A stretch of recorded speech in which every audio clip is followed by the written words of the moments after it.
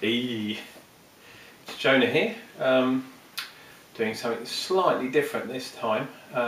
As you can see from this little thing here, anyone get a bonus point for working out what that is? It's an airlock. It's not really doing much bubbling, but oh, you bastard! We got this on the go. This is, I'll give it a bit of a shake actually.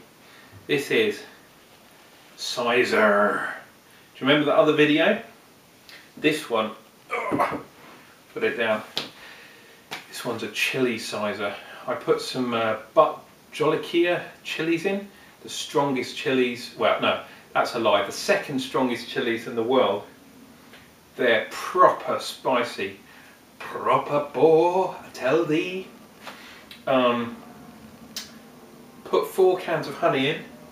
4 litres of apple juice, slightly under on the apple juice because I didn't want it to bubble out through the top of the airlock, so I left a little bit at the top. Say 3.5, 3 3/4, something like that. Pitch the yeast. It's not really bubbling at the moment, but there's definitely some activity going on in there. The yeast usually takes, I don't know, 12 hours maybe. This one's about 2 hours old, so it's starting to sort of float up to the top, but we haven't got any bubbles yet. Going to do a tasting on this at a later date, but that's going to be that's going to be a proper killer. What did I use yeast wise? I've been having problems with the old Muntons yeast, making things a bit too acidic. So this one I went back to Gervin yeast, GV3, I think it's their champagne yeast anyway, because this beast is going to be, I reckon it's going to be about 17%, so we'll see what champagne yeast can do. I didn't want to use an Alcotech because I hear that it just strips the flavour out, and this one's going to be very, very potent. Anyway, that out of the way, I've got something else for you. Any of you Craig Tube fans, and I'm one of those guys, thanks Craig, will know about this stuff. St. Peter's Winter Ale. Now, I got a case of this, I'm pretty lucky, and yeah, I'm going to do a review on it, see what we reckon. I've had a couple already, not tonight, won't make that mistake again. Okay, so, oh, very, very sugary, sort of caramelly kind of thing going on. I'm going to do a nice mellow pour. St. Peter's, as we know, is in Suffolk, which is in the bulge. It's the lower bulge of East Anglia. Oh, here we go. Look at that. Almost got the full pint in, not quite. Look at that, very dark.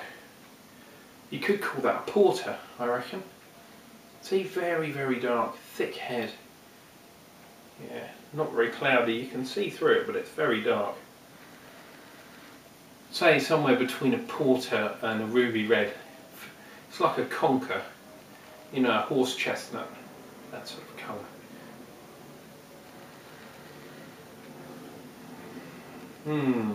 Nice nose, not too fruity on the nose.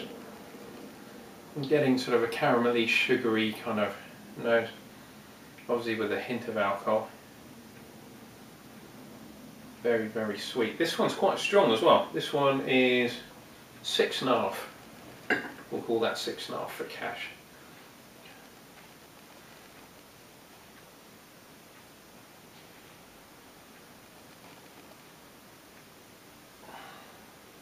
Oh, so creamy. The mouth feels all about the cream.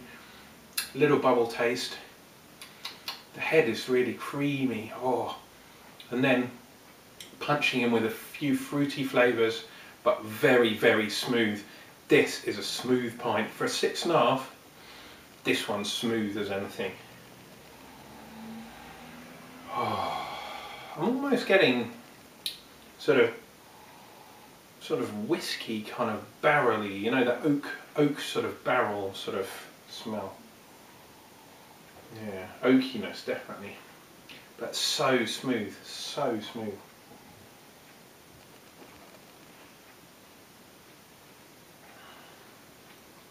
Oh. Now I'm getting a bit of the sweetness. Yeah, a little sweet sort of caramelly taste, but still quite smooth. So creamy. I don't know what they used in here, but oh, it's very, very creamy. Maybe some chocolatey, maybe chocolate malt as well. That would definitely explain the colour. Some sort of chocolate malt. Oh, but this is very, very good. It's hard to get. There's a pub in London that do this on the draft. I've never been there myself. It's quite sort of in the city, so if you go there on a Friday night, it will be totally empty, but you can get some very nice beer. This one's on tap. You will be off your face.